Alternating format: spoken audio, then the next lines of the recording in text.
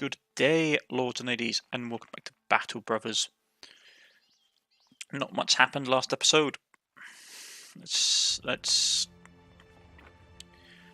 just get a good trait. Crippling strike is always nice.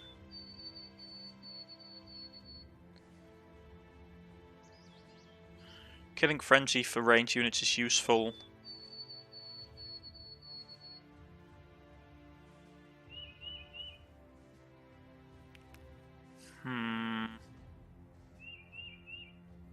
Headshot would be nice.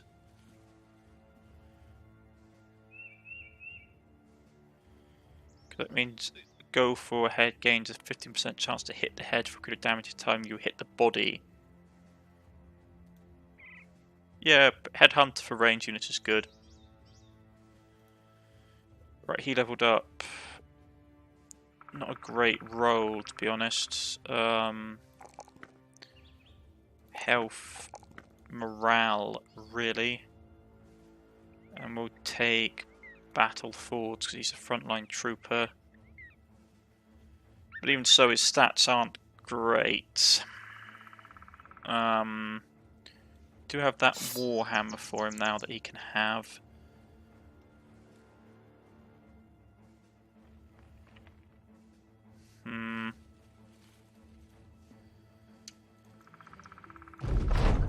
Right, in your tent, Tora makes an entrance. He speaks bluntly. Nobles be taking big fancy tents set up on yonder and there.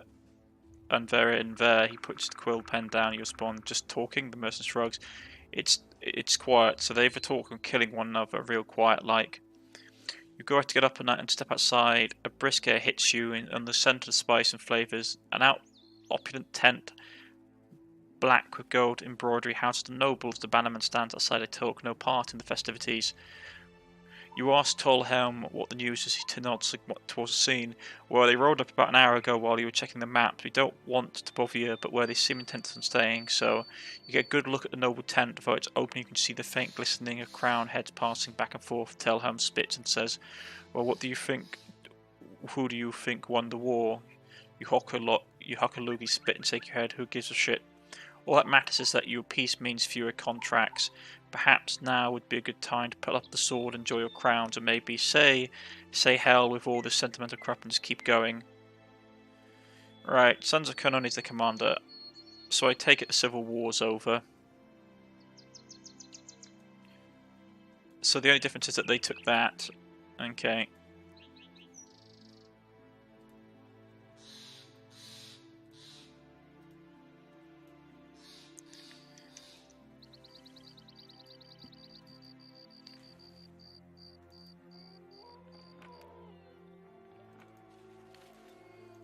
Was that all there was to it? Okay. What's this? That all is.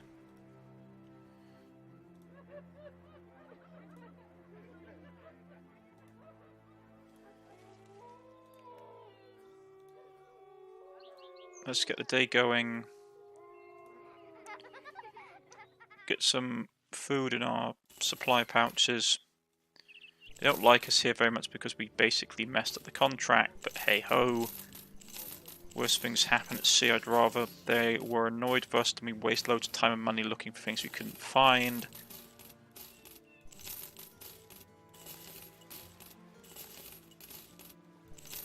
Right. Get that all set up. Tools. We're okay for the moment. Nothing particularly outstanding. They're a bit hurt. Switch them out until they sort of heal back up. We'll take the escort job.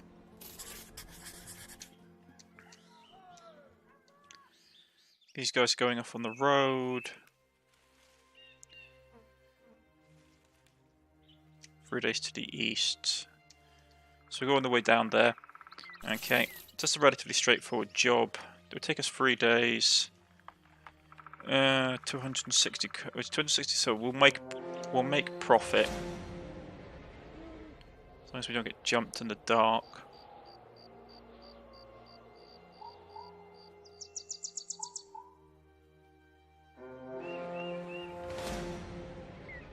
Yeah, there's a base up here, if I remember correctly, somewhere up in these hills.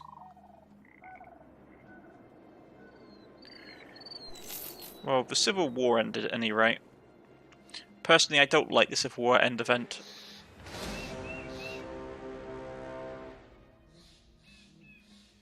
Folks probably just marks them. That's a nasty group to fight.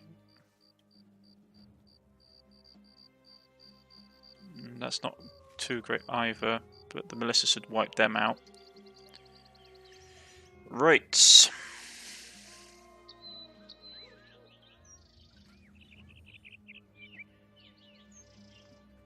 Relatively peaceful expedition. While on the march, you come across a lone cow standing in the field. Not much to it, it's just a cow.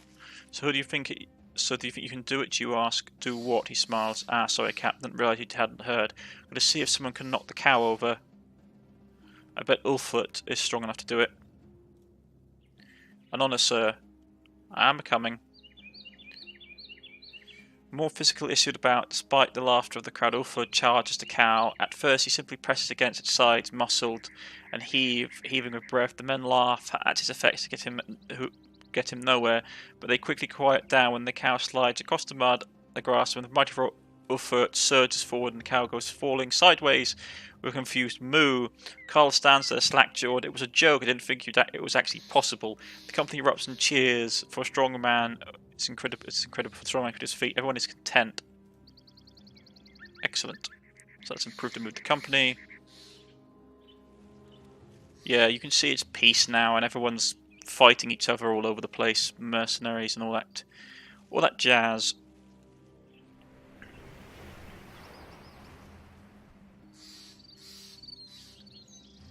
The world is at peace, which is excellent for us. We're going to speed up time a bit. I'm going to try and get to legend. I'm going to try stuff. I want to see if we can fight the end boss. If able, one of the fabled end bosses. Right, they're now well supplied. How are provisions look? Provisions look okay.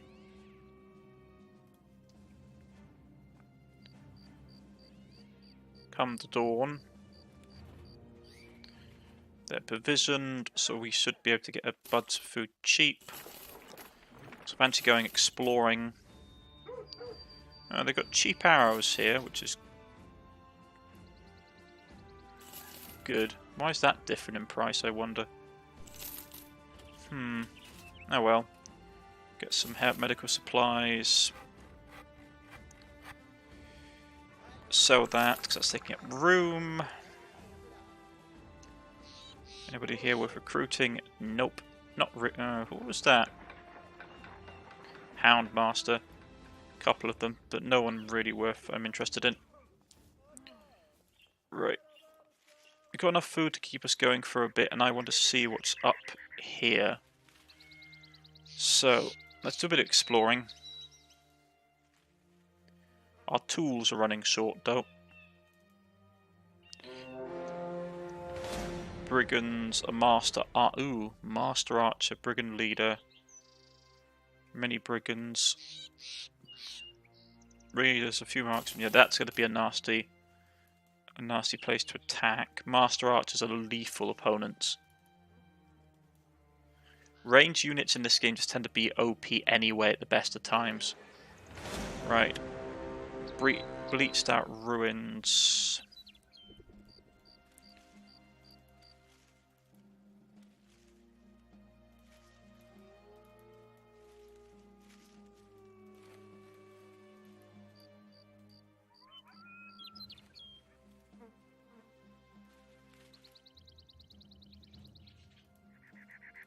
Lots of marsh.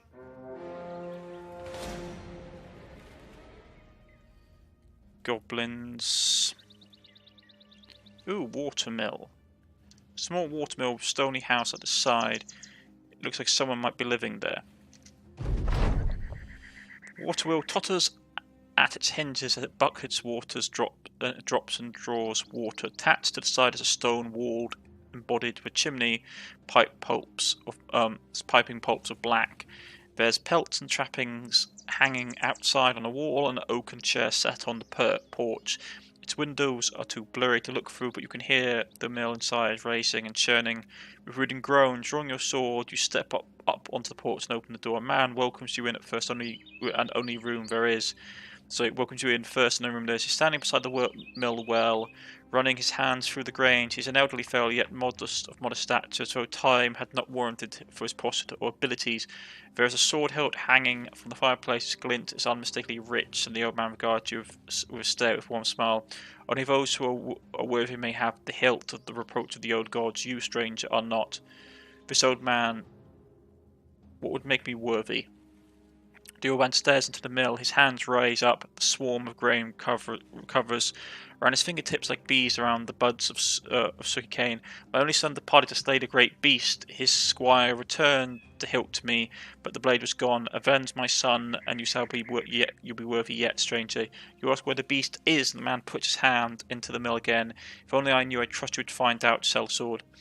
Your feet suddenly slide back across the floor to the porch and out the grass. The door slams shut in front of you, and it won't be opened again. You seem to be unwittingly taking up a quest, or perhaps one to keep on the side. We have to resolve ourselves.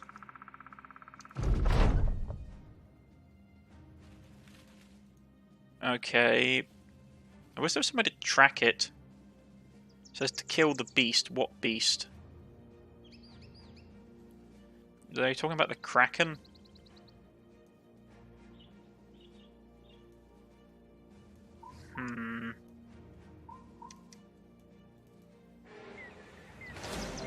Goblins.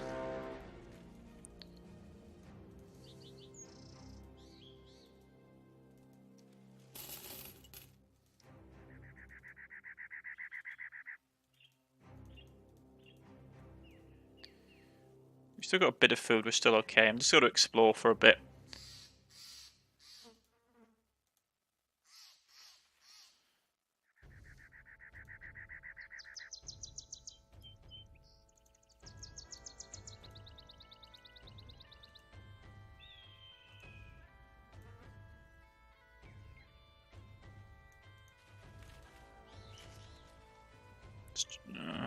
We're pretty far out from any food supplies, so we have to be careful.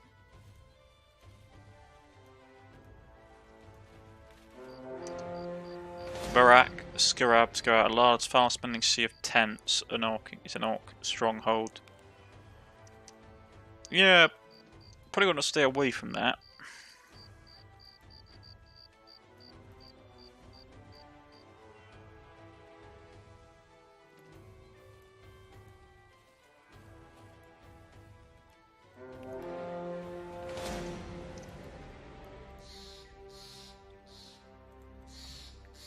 Just start making my way back to civilization because my food's running out.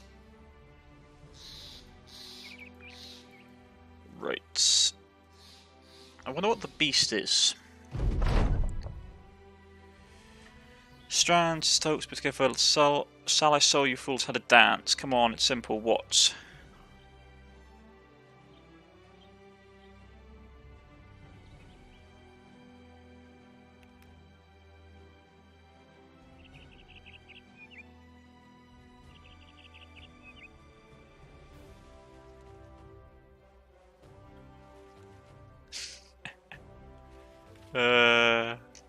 That was funny.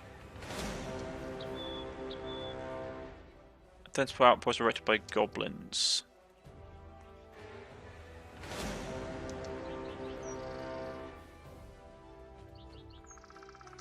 Goblin wolf riders.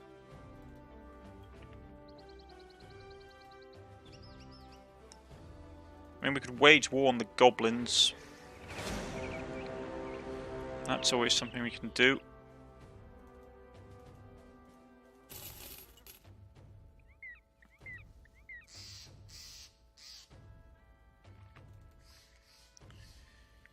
So he's talking about some kind of beast.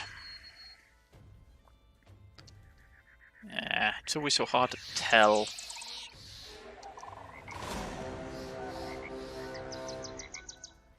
That's going to be in the mast, which is going to suck.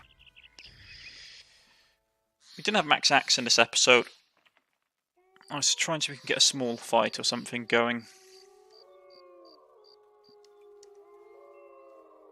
We've explored most of the map except some of the bits down here, but that might just be C. We might not be able to get to it.